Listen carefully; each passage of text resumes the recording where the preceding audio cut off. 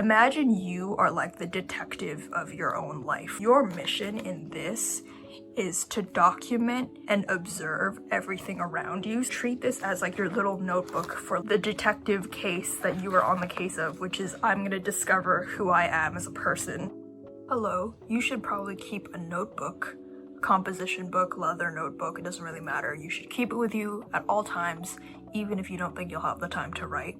And you'll be surprised what ideas can be found in tiny moments between whatever you're doing, and you'll be glad you did it. Specifically, the topic of this video is about commonplace books, which is different from a diary or a journal. Here are some of mine. This one is broken. These are two of mine. So basically, a commonplace book is, according to the internet, it's a way to compile knowledge. So these are books that are very similar to like a scrapbook. So it's filled with like lots of little items, right? So like notes or like quotes, ideas you have, formulas, recipes, whatever, right? So keeping a commonplace book is different from a diary or like a travelogue because they're used in a scrappier way. So it's mostly like a way to remember useful facts and information, right? They're generally treated as like your own tiny little Wikipedia. It's like the notes app on your phone. So it's like a tiny collection of private information. Why should you keep a commonplace book? People have kept them for centuries, right? And it's just a good way to remember what you specifically are interested in, especially now when you have all of mankind's information in your little phone box, which is awesome. I love my phone, but it means it's really easy to overlook what you specifically are interested in. Having a notebook really helps you collect your thoughts and review them, and it helps with self-discovery, and it helps you be able to reflect on your life, but reflect in a way that like prevents you from also like thinking and like ruminating too much on your life, which is why I think it's personally different from a diary. And it's also why I switched from writing in a traditional diary to a commonplace book format, because I think my issue was when I kept a diary, and I think a lot of people, is that when you keep a diary and you write a diary, you kind of spiral, because a diary is like only about your thoughts, right? You use it as like a place to reflect, and that's good, but I found that like a lot of the time it meant that I got too deep into it, which is good for some things, but at some point you begin to start doubting everything you write. Like, I remember when I used to write in a diary, like, I would just put off the idea because I was like, I don't really need to get existential, and like, I don't really want to have like an existential crisis when I get like too deep in my thoughts, you know what I mean? The difference with a commonplace book is that it's like writing in a diary, but with less pressure, because you don't have to set a schedule for where you write every night. You know how like some people, when they keep a diary, they're like, okay, I'm gonna keep one, so like every night at this time I'm gonna write in it, which is good for discipline, but also it makes it kind of a chore and you don't enjoy doing it, so why would you keep one? I didn't like the pressure of that, but a commonplace book, because it's about like anything you find interesting, you can just like write in it when you feel like it, and it takes the pressure off, and then like weirdly enough you end up writing in it more, and you don't treat it so like preciously. Like look at mine, but it's cool, right? So I just do a bunch of like drawings in here. So I mean I like to draw, so I do a lot of drawings, and then sometimes there will be like some writing. So like some writing and a drawing, diary entry, drawing, notes, right? And it's just a cool idea. It was just a good idea. You don't have to set an agenda about your commonplace book, right? Like in a diary where you have to write about your days or your feeling. It just makes it like more special, I feel like, because it's just a place that's a very accurate snapshot of like what you personally are interested in, because it doesn't even have to be your thoughts, right? Sometimes if you read something or like you learn something new that's interesting, you can just make a note of it, and then that is still something that's important to you at that time, and it's still personal to you, you know what I mean? My advice would be to write about things that you think are potentially insignificant, like not insignificant in that you don't care about them, like insignificant in a way that you're like, oh, that's kind of cool. Like if you learned a new fact and you're like, oh, that's kind of cool, and then you kind of forget about it, right? You should like write about it. You should, anything you think is like kind of interesting, you should write about it, because if you don't write about it today, 5 years from now, you're not going to remember it. You're not going to remember that interesting thing that happened to you if you hadn't written it down. It's going to be so special when you look back at these. Oh, this was cool. This is when I started getting into charcoal. Okay, that's just like fully a drawing. but half of the time it'd be like a really detailed drawing, and then half the time it'd be like little shitty sketches. Here's one. Here's a drawing of Poor Things. I haven't seen Poor Things, so I don't know why I did that. But this is a tree from when I did that tree video on YouTube, if you've seen it. Oats. Centaur. I find that like a lot of the times when I get busy, I can't really bring myself to kind of write in like a proper diary or something, you know, which sucks. But the commonplace book I just keep in my bag, which is why it's folded. I should have gotten one that has like not soft covers, because it's in the bag and then it just gets jostled, and then all of the drawings are like folded, which is not great. That sucks. But anyway, I just keep it in my bag, and then I write, like, I used to keep my old one, which I don't have out right now. I used to keep my like lecture notes in it when I still went to school. So I would like write lecture notes, and then in the margins I would like draw, which is something I think everyone does. But I like to draw a lot, obviously, so it's good. So here's my method of how I keep my commonplace books. Imagine you are like the detective of your own life, right? So your mission in this is to document and observe everything around you. So you have to take notes in your little commonplace book, right? You have to like collect things and ideas and stamps and tickets, even though everything's online now, so maybe not that. So the idea is that you should record what you're drawn to, right? So these are all clues and things that are trying to help you discover the core of yourself. So you should treat this as like your little notebook for like the detective case that you are on the case of, which is I'm gonna discover who I am as a person. The more you use your commonplace book and the more you fill it up and stuff, the more you can kind of figure out you as a person. Once you gather enough information and clues, you find out there is actually no core of you, and all of these things that you collected, like all of these little notes and little silly, stupid things that you did, are actually just you. The things that you surround yourself with and the ideas and the inspiration that you were drawn to for some particular like unexplainable reason, that's just you. You show up in your everyday, and whatever inspiration and things and collectibles and people and ideas that you surround yourself with are just a fact. They're just you, right? That's why people say that like you are like made up of the collection of the people you hang out with the most, right? I think that's true as well for like inspiration or art or like writing or books that you like a lot. The more you interact with anything, it doesn't have to be a person in real life, you know what I mean?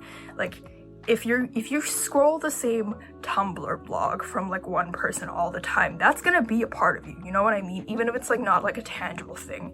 So like words and ideas and art are you. This is just a good way to keep a record of that, because I don't know about you, but personally I like keeping information, I like keeping data, and I like gathering things. So I want to gather as much about me as I possibly can, and this is just a nice, useful way to do that.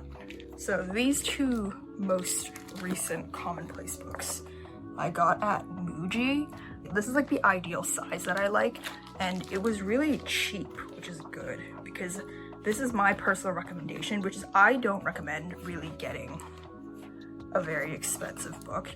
Even if you like to draw, like I like to draw on these, so like that was cool. That was when I got pastels. So I like to draw in my books, but like even so, I don't recommend getting a book with nice paper, because as soon as you get kind of an expensive book, it puts the pressure on you to kind of keep the book in like good condition, which you can't really do.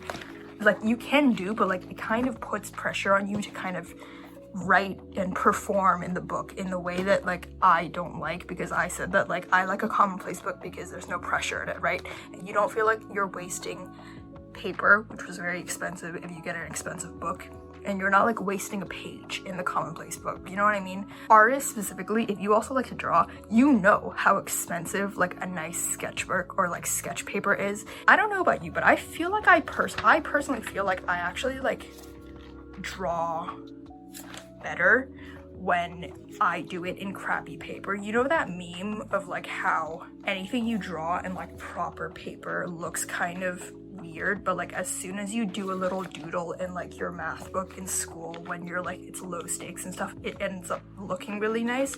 And I think it's like the same logic here, where because you're not kind of putting the same pressure on yourself, I actually really like this one, it like paradoxically ends up looking better. which I know is always kind of annoying because you're like, wow, I wish I did that on the nice paper, but I don't know why it is.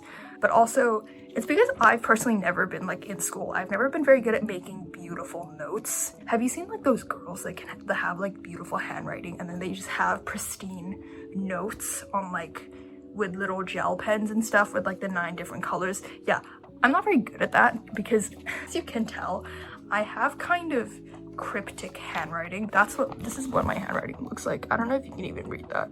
This is I film in reverse, so you probably can't read that, but my high school English teacher, for my report card in school, the one note that he gave me was that I had, quote unquote, he said his exact words, was that Crystal has cryptic handwriting. He used the word cryptic. So like the beautiful notes life where your book isn't broken, it's not really for me, you know, it's not really for me. But I do feel like my handwriting does go well with dark academia type vibes where it's kind of messy, investigative stacks of paper everywhere.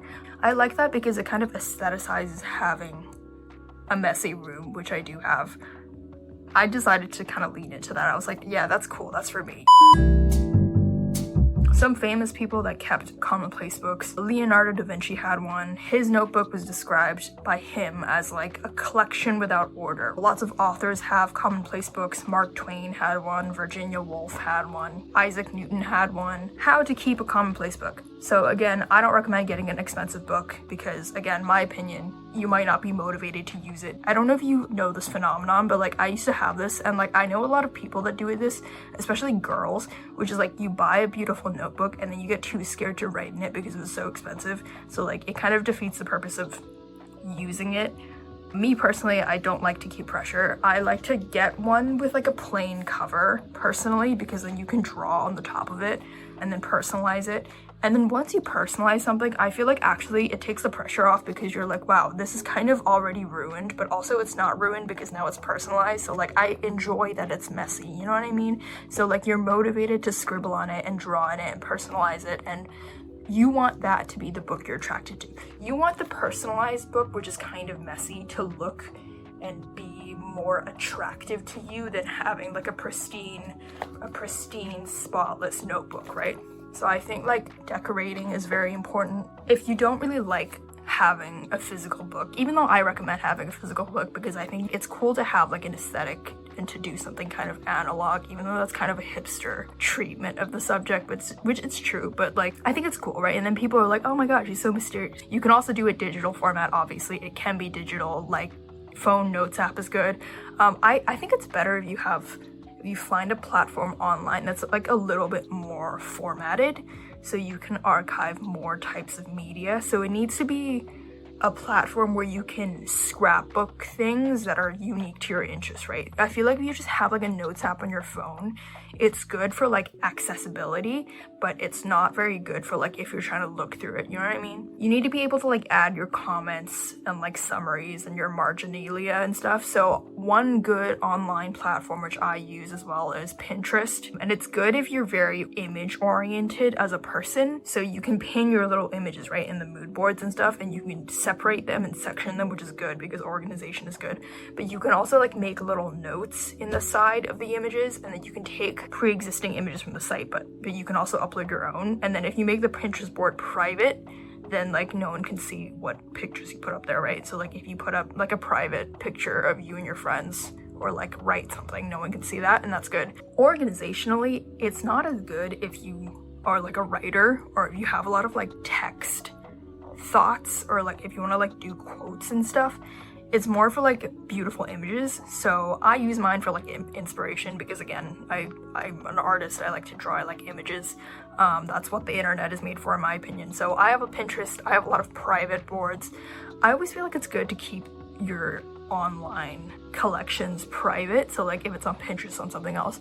And it's because if it's public, even if you're not like putting weird stuff on there, I think on some level you become self-conscious of how you're presenting yourself and others, even if you have no followers. I don't know if that makes sense to people. So I feel like some things you can keep public, but like a lot of stuff you should just keep private for yourself to kind of have the same idea as having like a private notebook. I feel like Tumblr is good because you can post photos, but you can also like write and add audio and video and stuff. And you can also make it a secret blog right on Tumblr. So I think Tumblr is very good.